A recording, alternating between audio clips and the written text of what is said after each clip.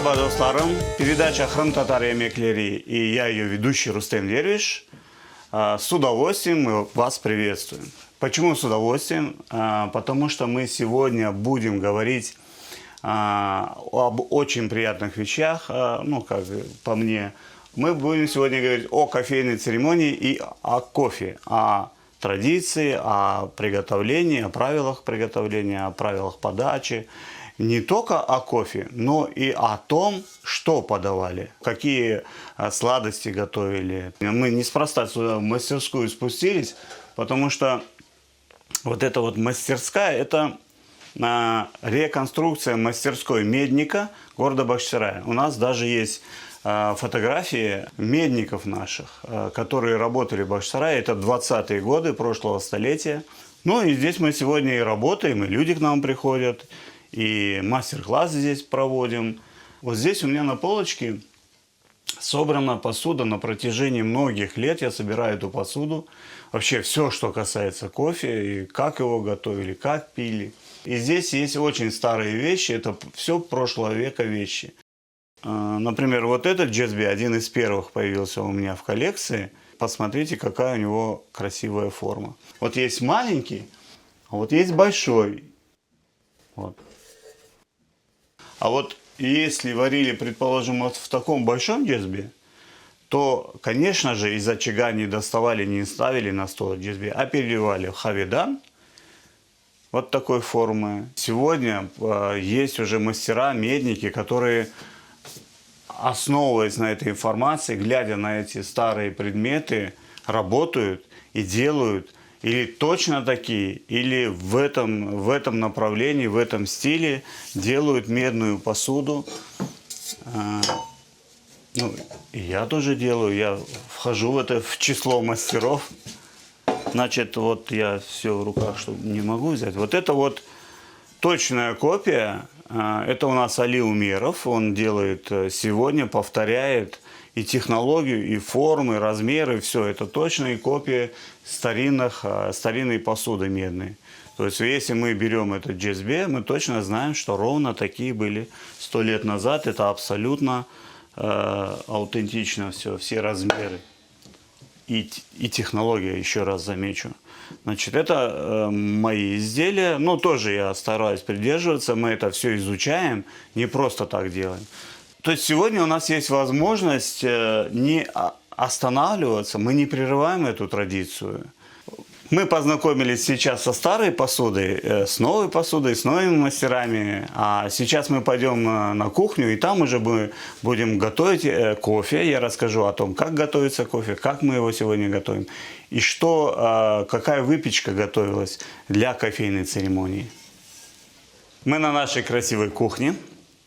Сегодня мы будем делать печеное печенье, которое всегда было вместе с кофе, подавалось к столу. Называется это печенье бойнус. Мы, когда говорим бойнус, мы до того привыкли к этому печенью и к этому слову, что даже не задумываемся, почему мы так называем. Бойнус – это рога. Рога – это большая знаковая часть тюркской культуры. Значит, что такое рога в культуре тюрков? Значит, тюрки, животноводы, и богатство исчислялось количеством животных в стаде. Да? Чем больше, тем, естественно, ты богаче. Вот я неспроста вот это вот старое полотенце здесь лежит, тканое. Это очень древний орнамент. В центре любого тюркского орнамента лежит вот круг или ромб с точкой посередине, а вокруг мы видим рога. Просто мы не обращаем на это внимания, мы настолько к этому привыкли. А рога – это как символ богатства, достатка. Очень такая серьезная вещь в тюркской культуре. Везде в орнаменте эти основные вещи мы можем наблюдать. И когда готовят вот это печенье, его тоже готовят в форме рогов. Оно так и называется – бойнус. Кроме того, что это очень древняя история, это еще и очень вкусно. Вот. Для того, чтобы нам сегодня приготовить это, нам нужна мука, орехи, Это пудра сахарная, сметана 200 грамм, сахар, соль и мед. Мед нам нужен для орехов, мы потом начинку перемешаем с медом. Так, мука у нас есть. Вот смотрите, еще интересно, везде, где тюрки, там обязательно мука и много масла, много жира. Boynuz yapmaya için, то есть такая тонкость, масло мы должны хорошенько охладить. Это сливочное масло. Так, хорошенько охлаждаем, и мы его перетрем на терке. Его нужно вот так обвалять в муке. Значит, у нас сколько? 400 грамм муки на самый крупный. Короче говоря, все это дело надо делать быстро. Ну, насколько это возможно в ваших условиях. Потому что масло, оно охлажденное, конечно, но это же сливочное масло. Оно быстро начинает таять. А нам нужно, чтобы масло сохранило свой объем, не превратилось в жидкость. Нам оно нужно, чтобы было твердое. Так, теперь дальше идет у нас сметана. 200 грамм. Сметана. Все жирное и сметана. Сливочное масло. И чтобы это было невкусным, это нужно постараться.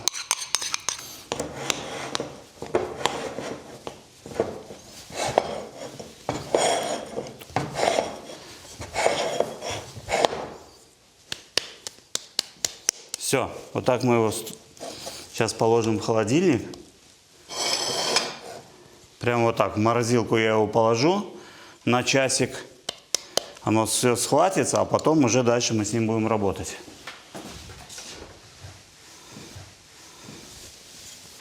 Пока тесто в холодильнике, мы приготовим начинку. Ну, самая простая начинка — это у нас орехи, сахар, мед. Значит, чтобы орехи размельчить старым способом, как раньше, мы с помощью охлава будем их мельчить, без всяких современных приспособлений. А для того, чтобы они хорошо ломались, мы их немножечко, ну, вдруг они влажные, мы их немножечко согреем на огне.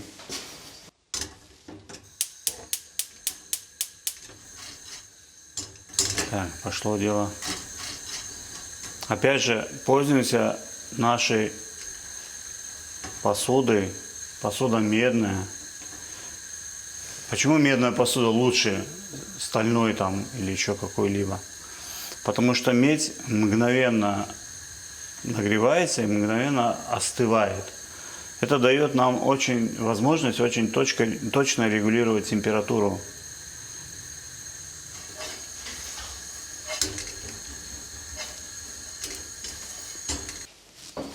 Так, есть. Чуть-чуть мы его поджарили. Оно как бы и влагу лишнюю удаляет из орехов. И чуть-чуть меняется вкус в лучшую сторону.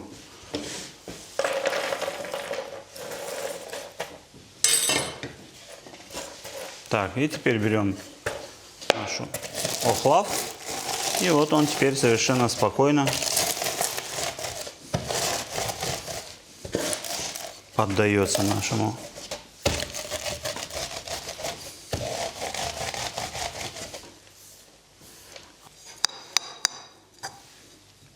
Ну ничего, если останется, мы потом эту начинку отдельно съедим. Это тоже очень вкусно.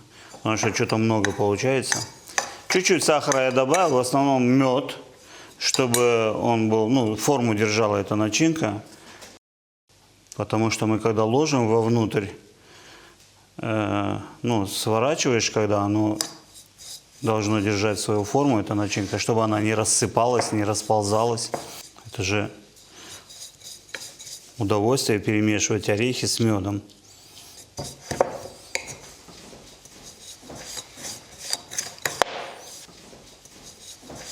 А еще обязательно в некоторых районах Крыма, не везде, но очень много людей, и сегодня почти все, пьют кофе хаймахнень. Есть сливки, а есть еще у нас как бы сливки, это чихаймах. То есть сырого молока собрали, это сливки. А у нас мы специально молоко кипятили и специально его, значит, с ним работали в то время, когда он стоит на огне, это оно, молоко. Мы, значит, половником поднимаем, опускаем, перемешиваем все время, ну, создаем пену. И вот эта пена должна у нас застынуть, масло поднимается, взбивается таким образом, и получается толстый такой слой. Все, начинка готова, тесто будет готово через 50 минут. Сейчас у нас есть время, нам сейчас нужно приготовить вот этот хаймах. То есть мы сейчас возьмем молоко, цельное молоко, не в магазине, а мы специально купили парное молоко. И сейчас мы его будем варить и делать хаймах.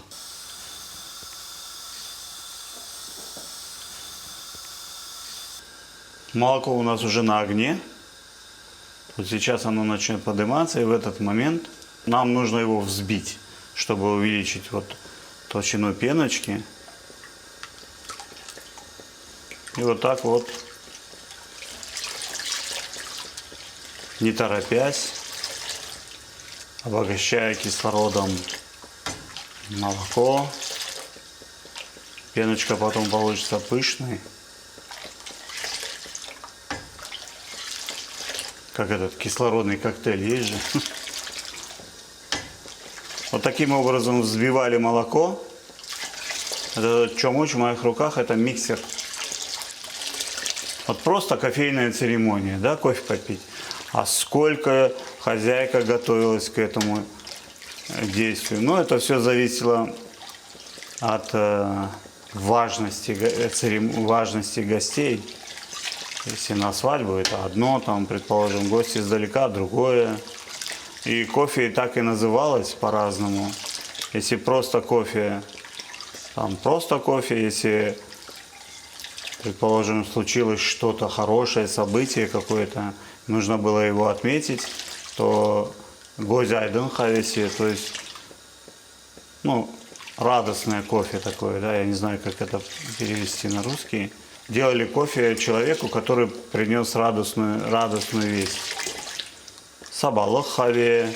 Если девушку выдавали замуж, что была такая жесткая традиция, там утром обязательно, ну, первое утро, когда она уже в новом доме, гелен хавеси, родственники, самые близкие, утром рано приходили в гости, и невеста готовила уже в новом доме кофе. Этот кофе назывался гелен хавеси. То есть везде, какое бы событие ни происходило в доме, или там праздник большой, или семейный какой-то праздник, но без кофе не обходилось ни одно событие. Чашка, в которой мы этот чанах, да, в котором я сейчас это делаю, сколько я себя помню, столько этот чанах в нашей семье. И в каждой семье специальная была чашка для молока. И только для молока, для кипячения молока. Вот я другой посуды у нас в доме не помню. Так, духовку ставим на температуру на 220 и элементы обогрева и сверху и снизу будет нагреваться. Все. Теперь мы начинаем работу с тестом, а за это время духовка должна прогреться. Нам необходимо, чтобы она была прямо горячая, потому что мы должны вставить туда наши изделия, они моментально должны схватиться. Достаем наше тесто. Все, оно уже охладилось, как нам надо.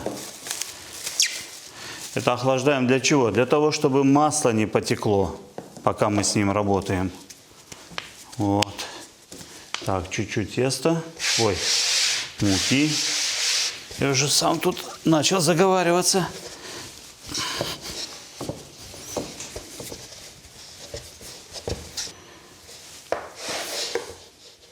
Вот так на 3 части.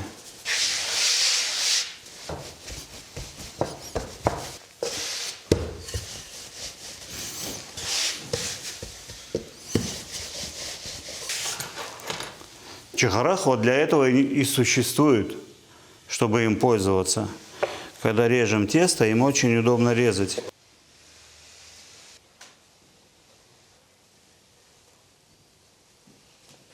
теперь пошла наша начинка. Вот когда я говорил, для чего мед нужен, вот он для того и нужен, чтобы она такая держала форму. О, вот это получится настоящий, большой. Чем больше рога, тем счастливее хозяин. Ведь достаток определялся количеством скотины.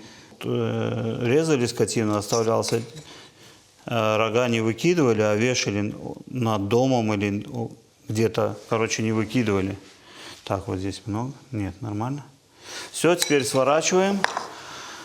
И мы опять воспользуемся моим тава непременно. Так, масличком надо будет его смазать сейчас. Я сделаю так. Медники обычно делают так, вот так раз, чуть-чуть. Сейчас оно растает, я его распределю тонким слоем. Сильно греть не надо.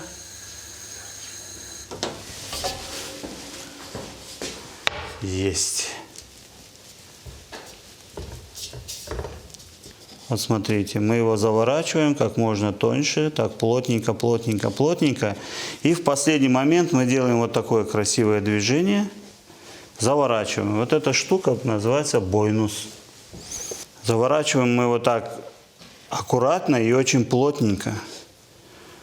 Очень плотненько. Вот такая форма. Хвостик остается внизу. И вот так в конце заворачиваем. И начинаем красиво складывать. Все, в духовку. Время пошло. Ложим вот здесь сюда повыше. Так, все. Теперь смотрите, очень важно, чтобы была высокая температура и духовка была готовой. То есть мы сразу в жар, и тесто должно быстренько схватиться, стать твердым, пока масло не растаяло. Вот это очень важно.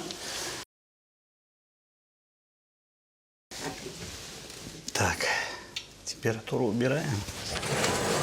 О, отлично. Отлично.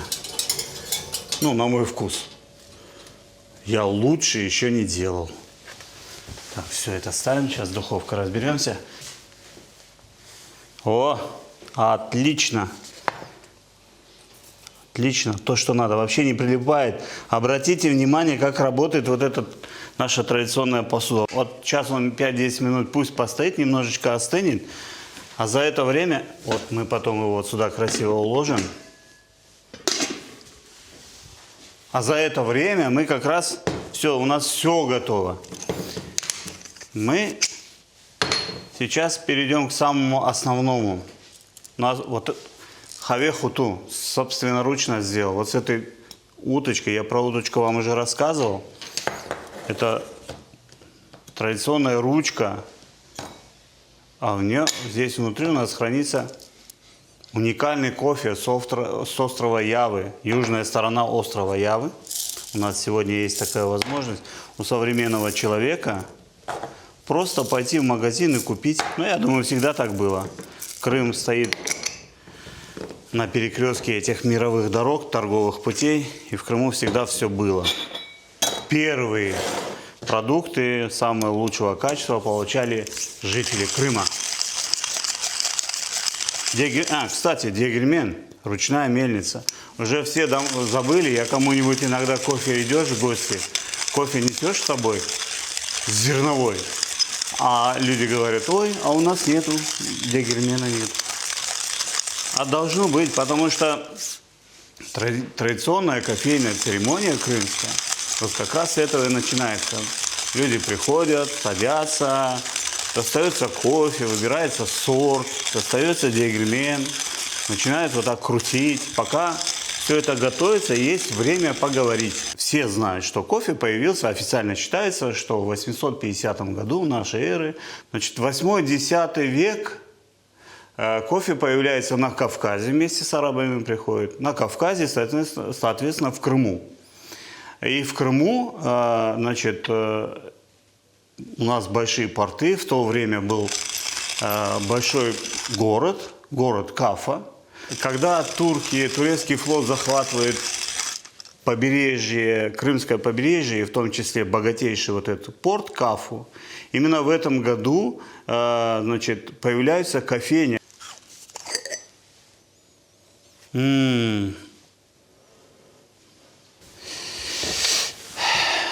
Самая красивая часть.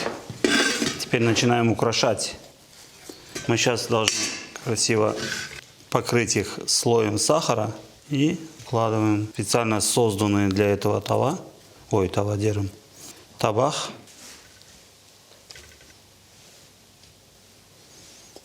Вот у нас получился такой знаменитый бойнус. Это абсолютно традиционная выпечка, которая подавалась вместе с кофе. Видите, как удобно. Накрыли и все. Теперь это ждет своего часа. Вот такой хаймах. Он у нас постоял, минут 30. А вообще, ставишь, он и больше может стоять. Вот так он застыла, эта пеночка, с которой мы поработали красиво. Теперь мы ее соберем. А если ей дать еще больше остынуть, тогда она прям пластом снимется. Но нам этого сегодня не нужно. Мы снимем вот такими порциями вместе с молоком. Кофе перемелили и начинаем варить. Обычно вот этот на один финджан, наш средний финджан, который 50-60 миллилитров, ложится вот такая ложечка. Кладется вот такая ложечка одна. Полная ложка на один финджан. Вот это GSB на 2 финджана. Он 150 миллилитров. Плюс еще кофе занимает объем. Я чуть-чуть побольше, я же себе делаю.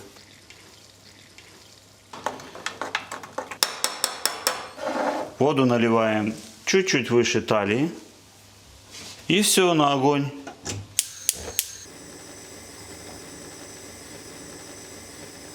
Значит, смотрите, правильный GSB, он должен быть сделан из толстой меди.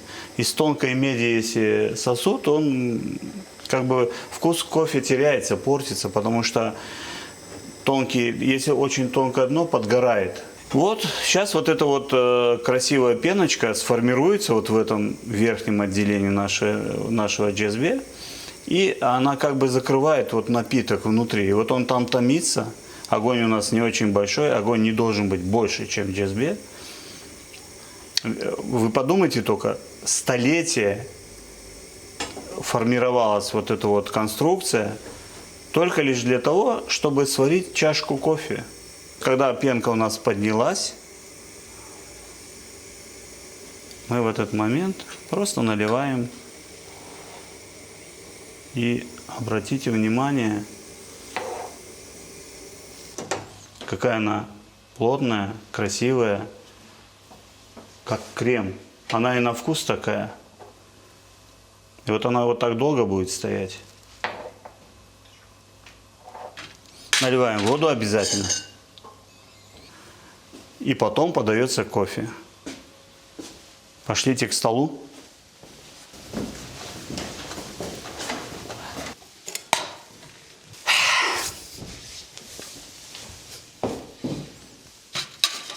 Сам себе приготовил.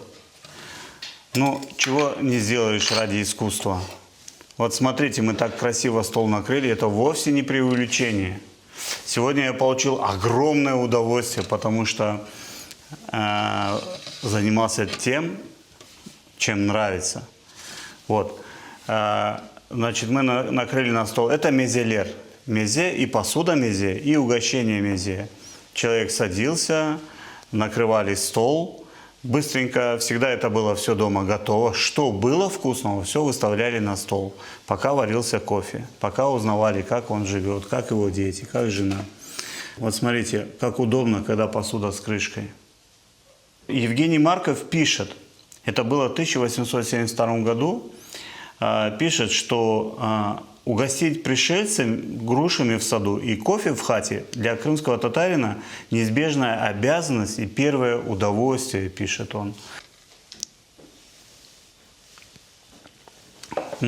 Вода сладкая, бахчисарайская вода сладкая. Я пью черный кофе, но мы обязательно должны сегодня показать, не забыть тех людей, которые пьют кофе хаймах. Хаймах это не 90, нет, я вру. Наверное, сколько? 50%, ладно, никого не будем обижать. Кофе пьют вот так, хаймахни. То есть специально его готовят для этого. Специально для этой церемонии приготовленный кусочек сахара. Берут сахар, смешивают его с молоком, специально его варят.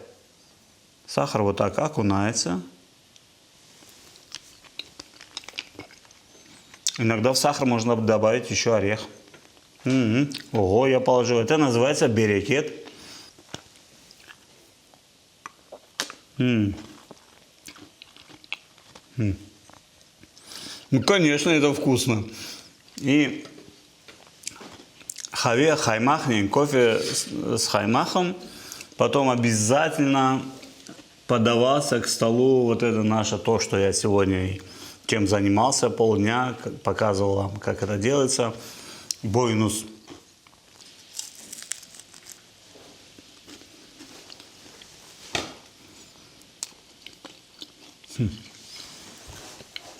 Вообще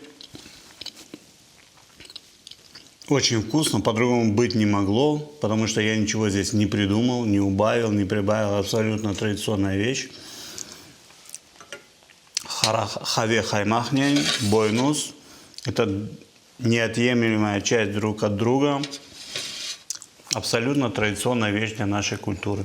Вот так встречали гостей, проводили время люди.